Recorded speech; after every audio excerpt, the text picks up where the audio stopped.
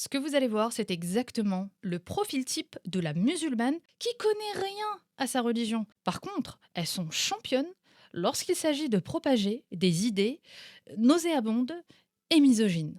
Ah ça, elles sont trop fortes. Allez, c'est parti, on regarde ça ensemble. L'islam, c'est pour ces raisons-là que la femme musulmane se voile, c'est pour éviter le regard de l'homme aussi. Bah, c'est une protection, c'est la plus belle découverture qu'on peut avoir. Aujourd'hui, je vous donne 2 bonbons, je vous les pose maintenant.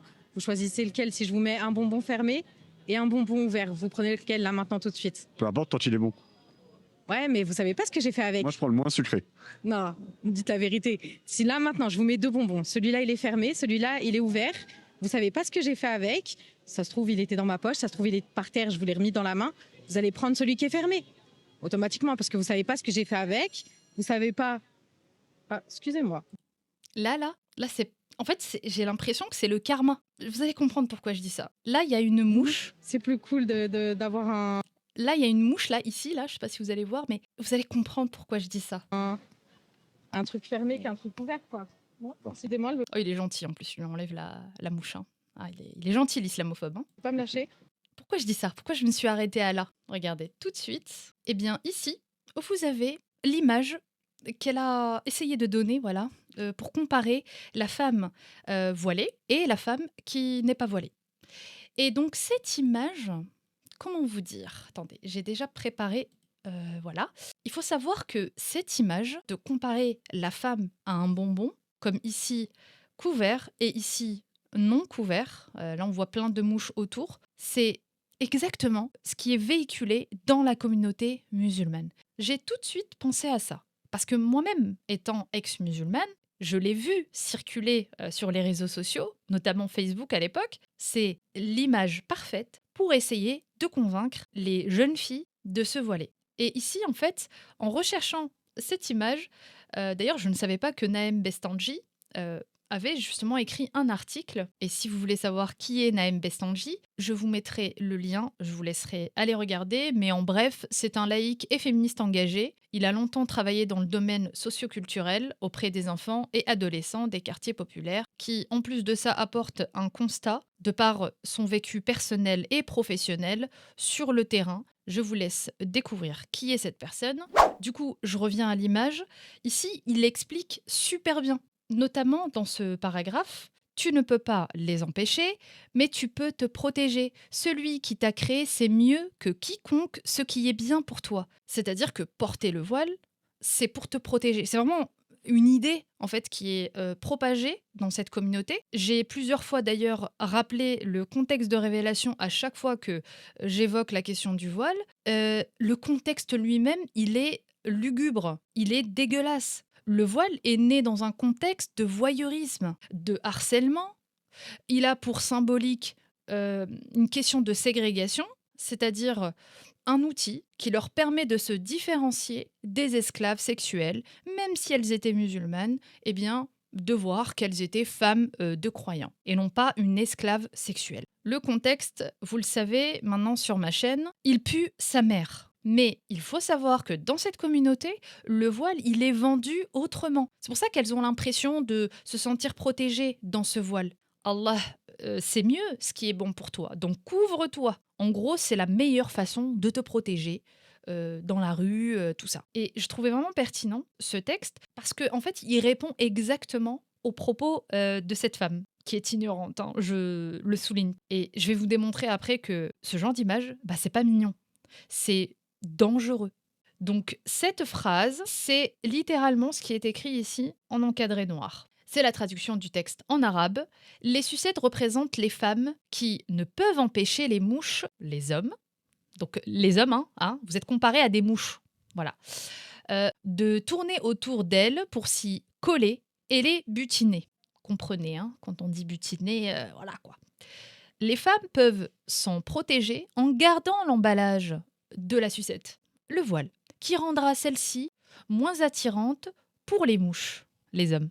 Là où les personnes ayant écrit ce texte s'expriment au nom de Dieu, comme toujours avec les ultra-religieux. Dieu ne parle pas, mais eux s'expriment pour lui. Voilà, parce que Allah, il ne sait pas parler. Donc mieux vaut donner des interprétations, donner des exégèses pour expliquer ce que Allah voulait dire, malgré qu'il l'ait dit que dans le Coran, Bah, son message, il est clair et qu'il est pour toute l'humanité et qu'il est valable en tout temps et blablabla. Voilà.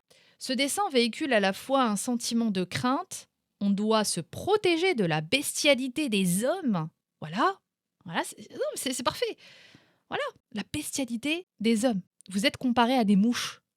Personnellement, j'aurais été un mec, je le prendrais super mal d'être comparé euh, à des mouches. Mais vous inquiétez pas, la femme en islam, c'est pas mieux. Voilà.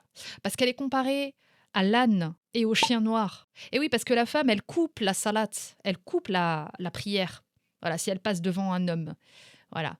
Elle est autant impure qu'un chien noir et qu'un âne. Mashallah. Donc, une mouche, hein, c'est pas pire. Donc, ne vous plaignez pas, les mecs. Et de culpabiliser, si tu n'es pas voilé, tu déplairas à Dieu. Et en plus, il ne faudra pas te plaindre si tu as des problèmes avec les mouches, avec les hommes. Voilà, s'ils t'embêtent un peu trop ou s'ils viennent à te butiner. Ce dessin que nous retrouvons sur de nombreux sites islamistes, y compris francophones. Ça, je valide à 100%. Moi, lorsque j'étais ado, c'est exactement avec cette image, et d'ailleurs autre chose, d'autres rappels, que je voyais constamment circuler sur les réseaux, sur Facebook d'ailleurs, avec ma petite cervelle d'adolescente, eh bien, j'étais convaincue par ce genre d'image. Et d'ailleurs, bah, ça marche. Parce que la preuve vivante, cette femme, elle-même donne cet exemple du bonbon couvert et découvert. Voilà. Donc, y compris francophone, fait partie du prosélytisme des intégristes pour amener les musulmanes à faire le libre choix du voilement. Voilà. C'est vraiment révélateur de la façon de comment les musulmanes sont endoctrinées. Et l'endoctrinement par le biais des sites internet, et pour ma part, ça a été plutôt sur les réseaux sociaux, c'est quelque chose de totalement nouveau. D'autant plus que ces musulmans, surtout dans des pays occidentalisés, c'est le meilleur moyen de faire du prosélytisme à travers les réseaux sociaux. C'est vraiment the place pour endoctriner les gens. Et il suffit que tu sois isolé, que, je sais pas, que tu sois timide pour aller poser des questions ou quoi que ce soit, t'as tout à portée de main sur les réseaux. Je vous mets cet article en barre de description, comme ça vous lirez tranquillement. Du coup, je reviens sur la vidéo. Je vous ai dit juste avant que ce genre d'image, ça me met dans la tête qu'une personne qui porte pas le voile, eh bien, elle renvoie cette accessibilité. Et de comparer la femme à un bonbon, c'est, je ne veux pas dire c'est pas choquant, mais c'est islamique, encore une fois. Comme la femme a été créée pour l'homme, d'ailleurs il y a un verset coranique qui dit vos femmes sont pour vous un champ de labour, allez les labourer quand vous le voulez, voilà. En gros, je vous ai créé un truc là pour que vous puissiez la consommer quand vous le voulez. Voilà, c'est ça en fait. Donc cette image de comparer la femme à une sucette, c'est dégueulasse, c'est dégradant, voilà, c'est misogyne.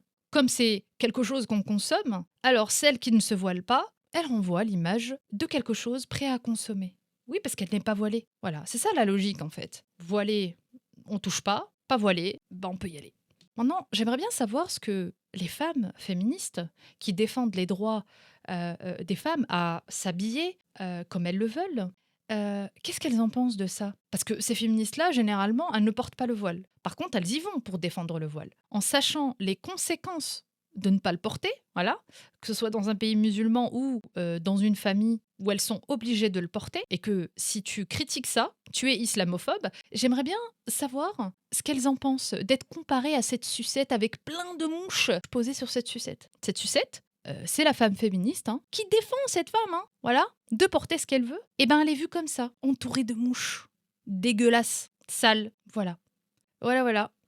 Dites-moi ce que vous en avez pensé en commentaire. Je voulais absolument réagir à cette vidéo. N'hésitez pas à liker, à commenter et à booster si c'est possible. Et à partager. Je sais pas, ça peut intéresser une féministe autour de vous, pour qu'elle comprenne que c'est comme ça qu'elle est vue. Voilà. On se retrouve pour une prochaine vidéo. Et d'ici là, prenez soin de vous.